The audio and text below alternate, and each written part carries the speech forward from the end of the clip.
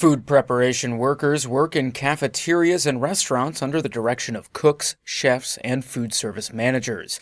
They prepare cold foods, slice meat, peel and cut vegetables, brew coffee or tea, and more.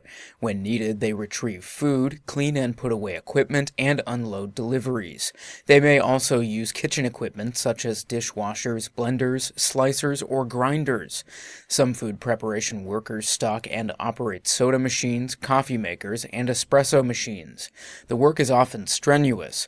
Workers may stand for hours at a time cleaning or preparing ingredients. Some may be required to lift and carry heavy pots or supplies.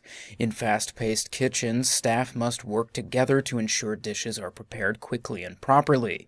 Kitchens may have potential safety hazards, and food preparation workers have a high rate of minor injuries.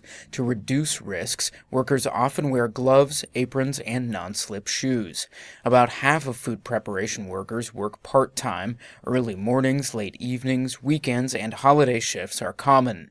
Those working in school cafeterias generally have more regular hours, with time off during school vacations.